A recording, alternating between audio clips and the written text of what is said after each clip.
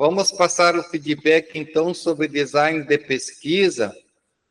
Esse grupo aqui construiu, inicialmente, 2 parágrafos para a introdução do capítulo, conforme nós recomendamos. Detalhezinho aqui, ó, maiúsculo só quando efetivamente for nome e queira que seja caixa alta na inicial da palavra. Então, tempo aqui não tem caixa alta, certo? Então, olha só, aqui, muito bem, tem a citação, que é sempre importante no trabalho acadêmico. Aí passa já o item 3.1, parâmetros de análise. A minha sugestão é que a análise fica no fechamento do capítulo, não no início, tá? Talvez só a nomenclatura seja ajustada, já fique mais adequado.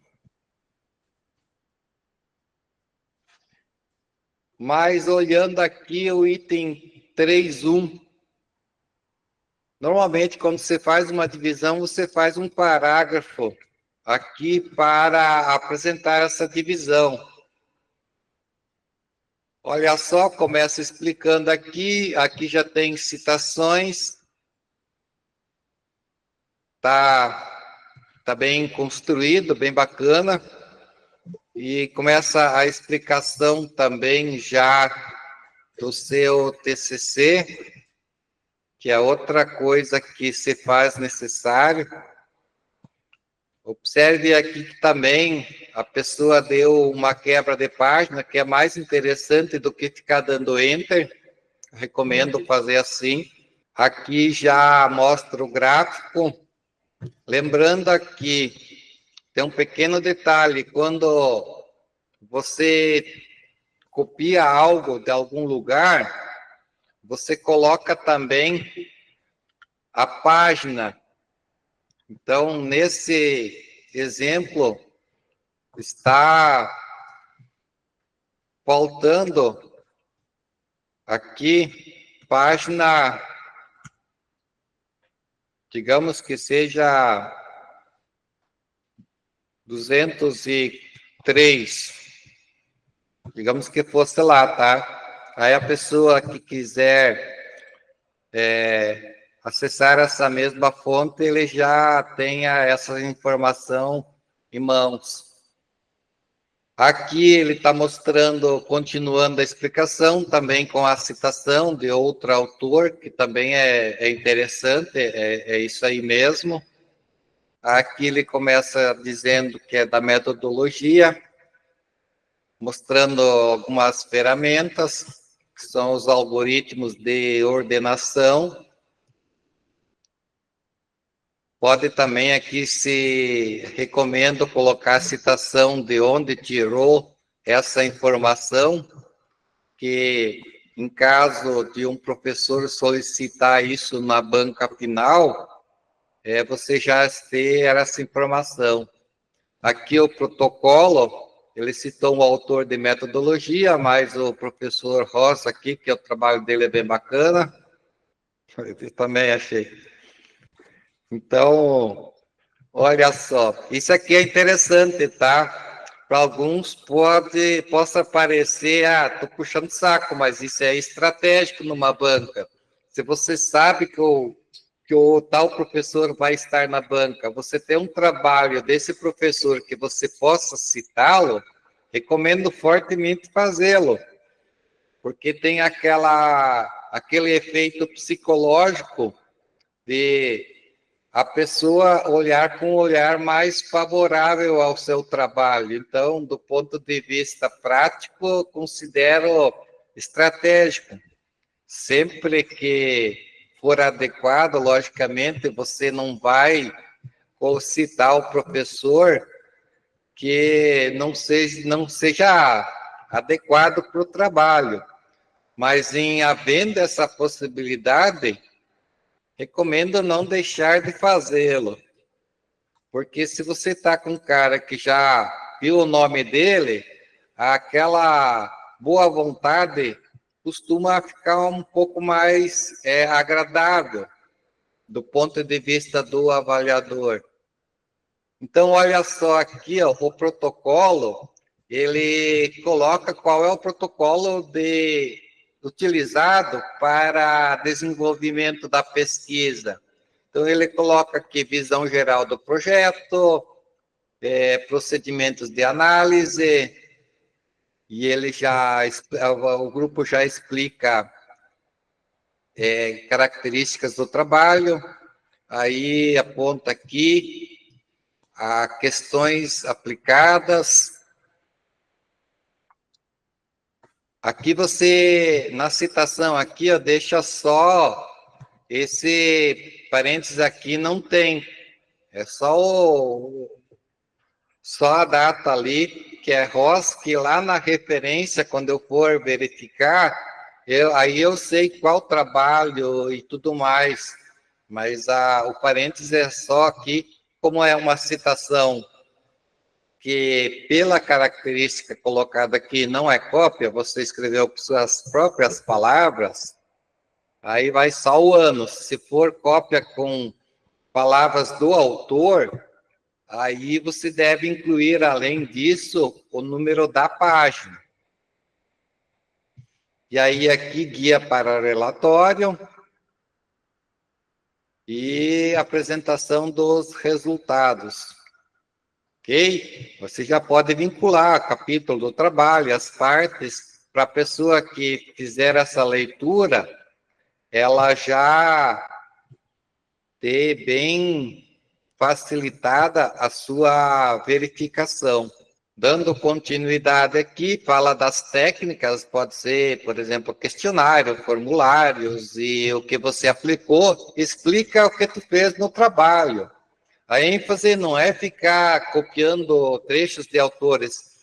Se você encontrar uma citação para as técnicas que você utilizou, também deve fazê-lo. Mas não precisa copiar conceito e tudo mais. Cita o autor dizendo, ó, me baseei nesse autor aqui para aplicar essa técnica. Já é mais do que interessante e fica mais do que adequado. Aqui já ele vai, então, para a parte da análise. Percebam aqui, ó, que o 3.5 é análise. E o 3.1 foi colocado parâmetros de análise. Então, a nomenclatura do 3.1 não está adequada, mas aqui já é adequada. Como que você fez a análise dessa sua pesquisa? Se qualitativa, quantitativa, que estatística, o que da estatística você utilizou também. Novamente, você coloca as citações aqui. Para dizer, o autor tal que mostrou que era para fazer assim, desse jeito.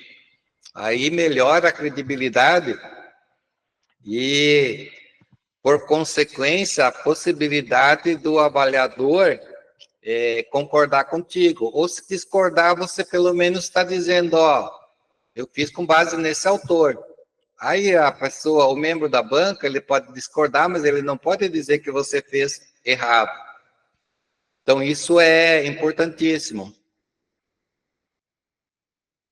Certo? Então, aqui está bem construído, dá para ainda melhorar um pouco. Você pode colocar até um mapazinho, um gráfico aqui para facilitar ao avaliador a verificação e, por consequência, ele não ficar procurando tanto assim no teu trabalho para não encontrar mais problema do que precisaria ser encontrado.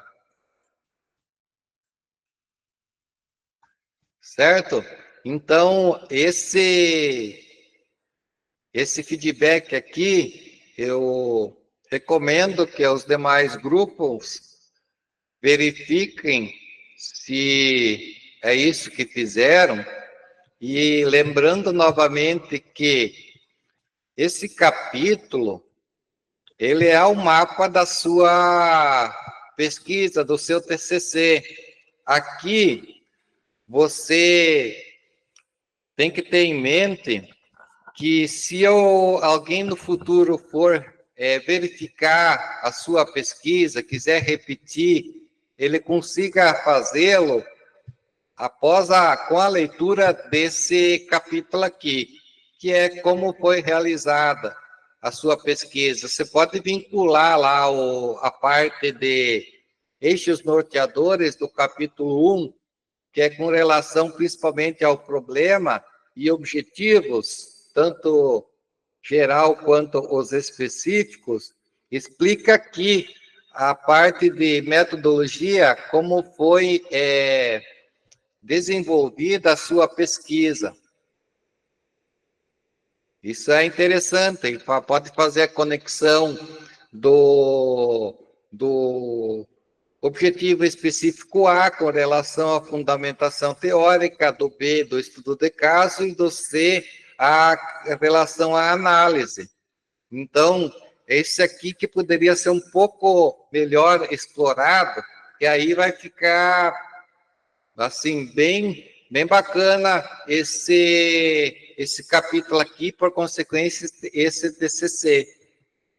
Então, eu recomendo aqui, primeiramente, fazer essa abordagem do problema e dos eixos norteadores com relação principalmente ao objetivo geral e objetivos específicos. Se consegui-lo, assim, o teu trabalho fica próximo da perfeição nesse quesito. Então, aqui, primeira coisa, você faz 1 ou 2 parágrafos abrindo o teu estudo de caso. Aí, na sequência, você faz uma pequena abordagem relacionada ao seu problema e ao seu objetivo geral, que lembram disso, e do teu específico B, principalmente que vai ser desenvolvido aqui. Mas, para fazer o B, tu tem uma sustentação teórica que está lá no objetivo específico C, e você apresentou lá no capítulo 2 a sustentação teórica. Aqui, você não vai colocar conceitos, mas você vai citar os autores que você citou lá no capítulo 2, dizendo que é esse conceito que está sustentando a sua pesquisa. E o teu relatório, a tua construção, ele vai dar sustentação ao teu objetivo específico C, que é o desfecho da sua pesquisa, é o que você busca de análise e relatório. Lembrando que você não aprofunda aqui, a discussão dos resultados é lá no capítulo 5. Pelo menos, eu estou falando aqui do template da proposta de construção que eu apresentei para vocês. Isso é apenas uma forma bem planejada, estruturada de fazer um trabalho científico. Se escolher outra maneira, em havendo essa conexão, essa correlação entre as partes do TCC, está tudo certo. E aqui, no END, você faz uma breve análise, mas assim, de forma bem objetiva, porque você vai fazer a discussão do resultado lá no capítulo seguinte. Tá certo? Então, de uma forma bem sucinta, você faz essa abordagem e tenta fazer a conexão principalmente lá dos seus eixos norteadores com a sustentação teórica, como você disse que ia fazer no capítulo 3, daí executar no capítulo 4, lembrando da metodologia. Se fizer diferente lá do que você disse que o protocolo manda fazer, você ajusta o teu protocolo, tá certo? Lembrando que ao finalizar o seu TCC, você volta lá para o capítulo 1 e verifica se de fato você fez o que disse que iria fazer nas partes do seu trabalho, nos demais capítulos. Então, o capítulo 1 é a primeira parte e é a última também, porque depois de construído você retorna a ele para verificar se de fato aquilo que você disse que ia fazer, você efetivamente fez. Porque acontece muito, as pessoas, elas levam um semestre, um ano inteiro para desenvolver o TCC e esquece aquilo que escreveu lá no começo do TCC. Ele disse que ia fazer uma coisa e depois acabou fazendo outra e não voltou para o capítulo 1 e aí fica descompassado. E aí pode ser um problema grave para a aprovação do seu trabalho. Então, olha aqui. Primeiramente, no capítulo 4, aqui no template, eu inicio fazendo a conexão dos eixos norteadores. Olha só, eu recomendo construir um parágrafo para apresentar o objeto de estudo, que está lá no objetivo geral e no específico B. Então, eu estruturei esse capítulo aqui, o 4, estudo de caso, que pode ser um estudo de campo, um estudo de laboratório, pode seguir uma lógica semelhante aqui. Então, primeiramente, eu percebo aqui que eu apresento a divisão, ó. Ele está estruturado conforme o protocolo que eu defini lá no capítulo 3, design de pesquisa, e vou executar aqui esse protocolo. Não pode você dizer que o protocolo é de um jeito e aqui fazer de outro, aí fica descasado. E se não houver esse casamento, pode significar dificuldade na banca final. Aqui eu apresento um exemplo, vocês farão o quê? Vocês irão deletar esse conteúdo aqui e colocar o de vocês. Percebam aqui que eu inicio o 4.1, visão geral do estudo de caso, em consonância com os eixos norteadores. Aí, esse aqui é um artigo científico que eu escrevi, um estudo de caso, uma pesquisa que eu realizei lá na Itaipu, no Parque Tecnológico. Então, a primeira coisa, eu vou apresentar esse parque, para apresentar o universo, o ambiente da pesquisa. Olha só, aqui continua, eu coloquei só um pedacinho aqui de exemplo. Vocês irão deletar isso aqui depois e apresentar o de vocês. Execução do planejamento dos procedimentos. Lembrando que isso também está definido lá no capítulo 3, lá no protocolo. Você pode até linkar com esses itens aqui, ó, 4.1, 4.2. Olha, eu explico como que foi executado, onde, e apresento que lá foi realizado um valuation. Então, eu já coloco aqui as demonstrações financeiras e aqui segue. Eu coloco a estatística que foi executada nessa demonstração. Essa estatística aqui, olha, usei regressão exponencial. Então, eu tenho que dizer lá no capítulo 3 que a ferramenta estatística utilizada foi a regressão exponencial, e posso citar um autor lá. Daí aqui, eu vou fazer a regressão exponencial conforme eu disse que foi feito lá no capítulo 3. Aí eu faço todo o desenvolvimento do estudo de caso, no caso, esse que eu dei feedback para vocês, vamos colocar os algoritmos aqui, vamos fazer a aplicação conforme você disse que iria fazer lá no design de pesquisa. E aí, já vai para a apresentação dos resultados. Lembrando novamente, a discussão desses resultados eu farei no capítulo 5. Então, aqui eu só apresento tal e discuto no capítulo D. discussão de resultados, que nesse template, nessa nossa proposta, está no capítulo 5. Aí eu apresento aqui alguns resultados, por exemplo, eu coloquei só um pequeno aperitivo do que eu fiz para mostrar para vocês. Isso aqui é uma das coisas que foram aplicadas. Eu apresento os resultados aqui. A discussão, depois. Posso até fazer um comentário e tudo mais que seja pertinente. Aí eu dou o parecer que para o valuation é necessário, eu preciso dar um parecer sobre a situação econômica financeira, porque é base para fazer o valuation. E aí eu fecho o capítulo conforme proposto lá, lembrando aqui novamente, eu resgato a proposta inicial, dou uma breve explicação do que eu fiz aqui e já apresento o capítulo seguinte, que é a discussão de resultados. Ou seja, eu pego do antes, o do agora e o depois.